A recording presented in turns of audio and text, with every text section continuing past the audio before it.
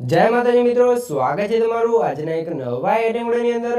તો મિત્રો આજે હું તમને સ્ટેટસ એડિટિંગ કરતા નથી શીખવાનો, પણ મિત્રો તમે જે પણ ભાઈઓ સ્ટેટસ એડિટિંગ કરે છે એમને એલાઇટ મોશનનો પ્રોજેક્ટ ઇમ્પોર્ટ કરવામાં પ્રોબ્લેમ આવે છે।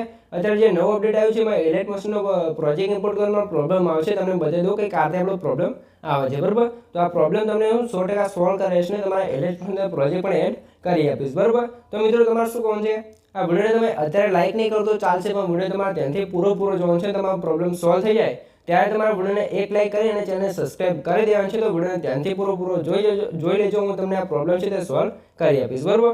તો સૌથી આપણે શું પ્રોબ્લેમ આવતો હતો તમને બતાવી દઉં, બરાબર।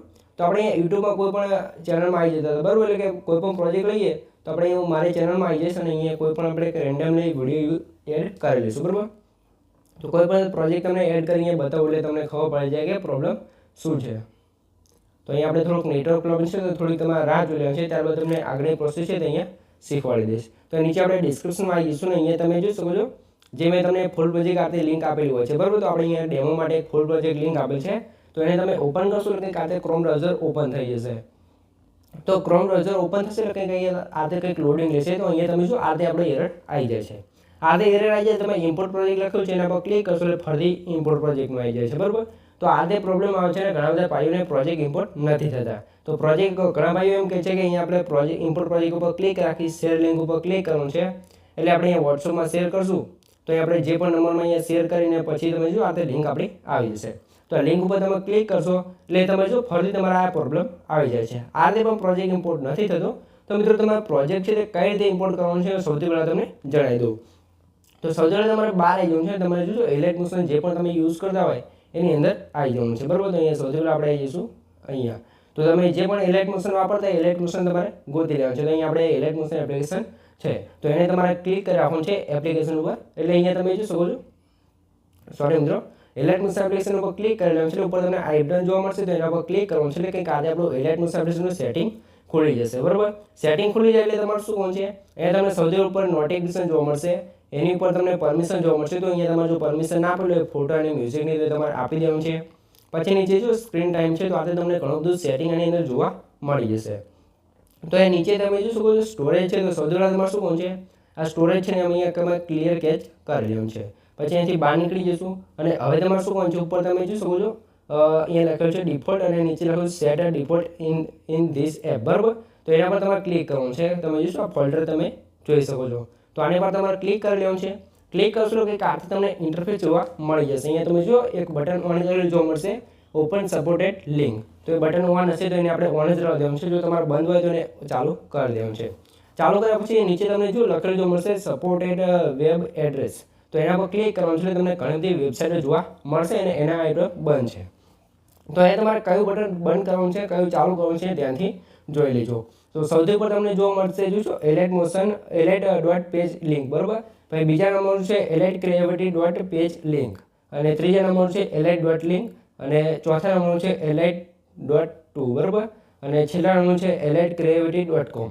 તો અહીંયા તમારે શું કરવાનું છે, આપણે અમે જોયું જેટલી પણ આપણે લિંકો છે એલાઇટ મોશનમાં સેવ કરી એમાં આપણે અલગ અલગ લિંકો બધી હોય છે, બરાબર। તો અહીંયા તમારે જે પહેલું બટન છે એને ઓન કરી દેવાનું છે, બીજા નંબરનું બટન છે એને પણ ઓન કરી લઈશું, જે ત્રીજાનું બટન છે એને પણ ઓન કરી દઈશું, ને આ તમારે જે ટોટલી 5 બટન છે એ બધા ઓન કરી લેવાનું છે, બરાબર। તમારા ફોનમાં આ સેટિંગમાં જઈ તમારે ઓન કરવાનું છે।